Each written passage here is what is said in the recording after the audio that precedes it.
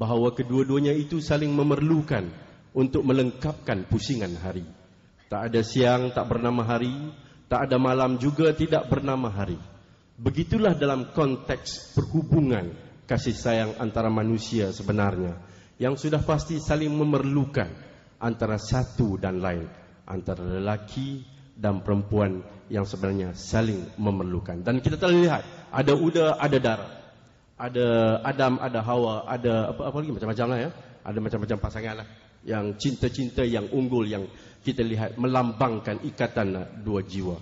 Jadi kepada Datuk pada malam ini, agaknya lah, oleh kerana Datuk wanita lah, sejati lah, apakah sifat-sifat lelaki yang menjadi idaman wanita lah?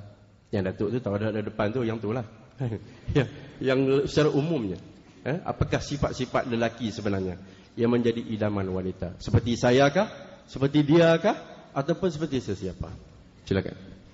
Terima kasih Saudara Aziz, tuan-tuan dan puan-puan hadirin hadirat sekalian, dan juga Datuk Dr. Fadilah Kamsah yang sentiasa sehati dan sejiwa dengan saya, walaupun ada juga canon-mengcanon. Saya selalu sehati sejiwa dengan dia, cuma saya tak sejawa je dengan dia.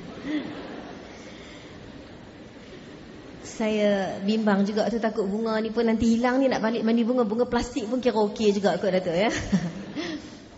Tuan-tuan dan puan-puan sekalian, bila soalan ditanya lelaki idaman, bunyi perkataannya pun idam. Siapa yang idam selalu ni? Orang mengandung. Orang mengandung kalau dia mengidam, dia tak mengidam makan yang biasa-biasa. Kau tengok orang mengandung mengidam makan apa? Datuk dia tak mengandung, dia tak tahu lah kat mana. Mengidam nak makan kapur kasut, mengidam nak makan sabun mandi, bang mengidam nak makan susu rimau. Benda yang kita idam ni selalunya benda yang terlalu ideal, yang kadang-kadang kita tak dapat. Sebab tu bila kita cakap soal mengidam, macam dengan orang mengandung mengidam, kadang-kadang dia tak dapat apa yang diidamkan. Tetapi kita boleh bercakap soal bukan pasangan yang ideal, tetapi pasangan yang realistik, bukan yang idealistik. Yang idealistik saya rasa tak ada, yang sempurna semuanya tak ada. Tetapi yang realistik kita boleh terima kekurangan dan kelebihan. Saya pernah interview beberapa anak murid. Saya tanya, kalau kamu nak kahwin, kamu nak cari lelaki yang macam mana? Saya kalau boleh kan Ustazah, saya naklah juga yang hafal Quran. Saya tanya dia balik, you hafal ke? Saya tak hafal, tapi saya nak dapat saya hafal Quran. You see?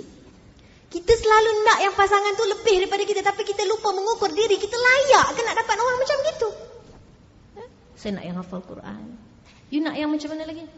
I nak kalau boleh yang open-minded, yang boleh bawa berbincang. Tak naklah yang salafi sangat, yang semuanya tak boleh. Yang open-minded sikit. Rupa macam mana? Rupa ni orang perempuan tak rupa kisah sangat, Cik Aziz. Asal sedap mata memandang ya? Janganlah muka 10 sen gitu, tak nak lah kan. Ataupun muka macam Frankenstein ke. Asal sedap mata memandang, rasanya dah okey. Cuma bila tanya student ni, rupa penting tak? Kalau boleh tu janganlah yang macam Chinese look sikit. I like the Indian look. Ini kisah benar. Menyebabkan saya tertanya pada diri kita, kadang-kadang kita meletakkan syarat-syarat yang kita terlupa mengukur diri kita. Kita nak kalau boleh, jangan you Ning Baizura apa nak iklan dah sok khabar. Kalau boleh nak cari ustaz gitu. Ya, maknanya nak cari orang baik. Tetapi kita lupa bahawa Allah Subhanahu Wa Taala menyatakan dalam Al-Quran bahawa sebelum kita nak mendapatkan pasangan yang baik, baikkan diri kita dulu.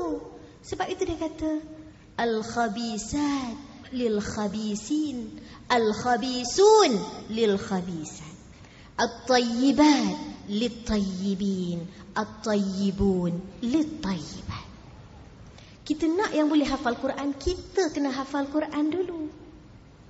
Masuk kelas tahfiz, masuk kursus tahfiz, barulah kat situ jumpa hafiz.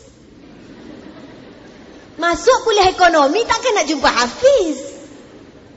Logiknya begitu. Maknanya kalau kita nak orang yang baik, pertamanya baikkan diri kita dulu. Kalau diri kita sendiri kurang baik, maka cita-cita untuk mendapatkan lelaki yang baik itu tinggal idaman semata-mata. Tinggal mengidam aja kata orang. Tak dapat. Ya? Baik, kalau kita bercakap, saya katakan tadi, kalau orang perempuan lah biasanya, kalau dia nak cari tu, ada beberapa kriteria. Kalau nak susun kriteria tu banyak lah. Tapi kita bercakap yang paling penting, yang minimum requirement, basic requirement. Kalau seorang gadis, apa yang dicari pada seorang lelaki? Pertama, wanita itu biasanya mencari lelaki yang bertanggungjawab dan caring. Itu kriteria yang rata-rata menyebut.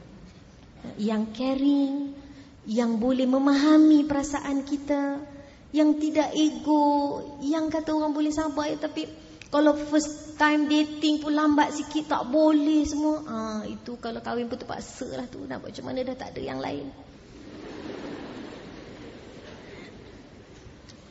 Cuma sekarang ni itulah, kita nak letak syarat banyak-banyak pun tak berani juga. Dalam kelas saya sendiri, kalau studentnya 60 orang, satu kelas 60 orang student, cuma ada 10 orang lelaki, 50-nya perempuan. Biasanya anak murid lelaki tu dia tak masuk dalam kelas dulu, tunggu saya datang baru ikut kat belakang.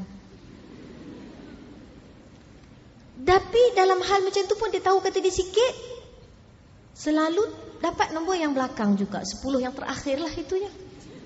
Daripada 50 ke 60.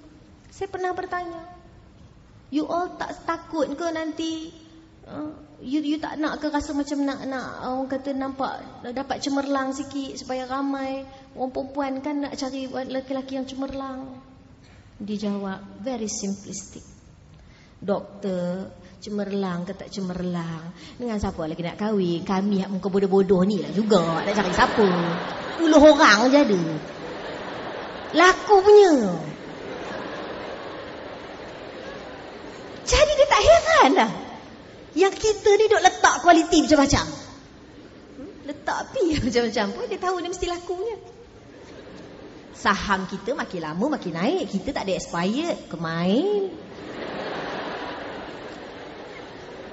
Dia kata pada saya, orang laki-laki kalau 40 yang nak diinterview, yang 40 ke atas tu, bila kita nak interview beria-ria kita tanya, macam mana, tak kahwin lagi ke? Belum jodoh lagi. Nak cari juga. Tapi kalau tanya orang perempuan, boleh tak nak interview, kenapa lambat kahwin? Tak boleh cari orang lain ke? Dia tu banking gitu. Jadi balik kita perbincangan tadi, yang penting kriteria pertama yang selalu kita cari adalah orang yang bertanggungjawab, orang yang care. Yang keduanya, melihat kepada keadaan semasa sekarang, rata-rata wanita mesti nak mencari lelaki yang ada pekerjaan. Bimbang juga kalau yang tak ada pekerjaan tu macam mana nak sara hidup. Yang ada pekerjaan. Dan yang ketiganya, yang ada agama, yang boleh membimbing kita sekurang-kurangnya dalam rumah tangga.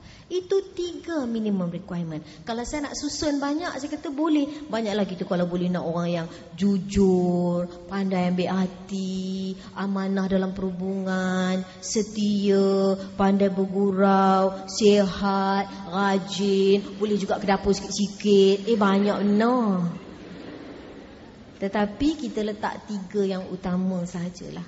Orang perempuan dikurang, saya katakan tadi, dia bukan terlalu mengutamakan soal paras rupa. Tapi itulah, kita macam Datuk sebut, kita nak kena tukar dah, pergi mencari timba. Tukar macam mana Tupperware cari air lah kot. Gitulah nampaknya.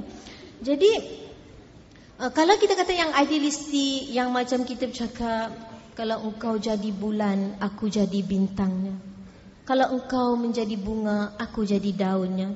Itu zaman dulu. Saya tengok anak murid saya punya sajak, saya pun terkejut. Dia tulis, kalau engkau menjadi komputer, akulah tertikusnya. Itu bahasa moden agaknya tu. Zaman kita tak ada komputer, bulan bintang je ada. Sekarang dia kata, kalau engkau jadi komputer, akulah tertikusnya. Sanggup gitu.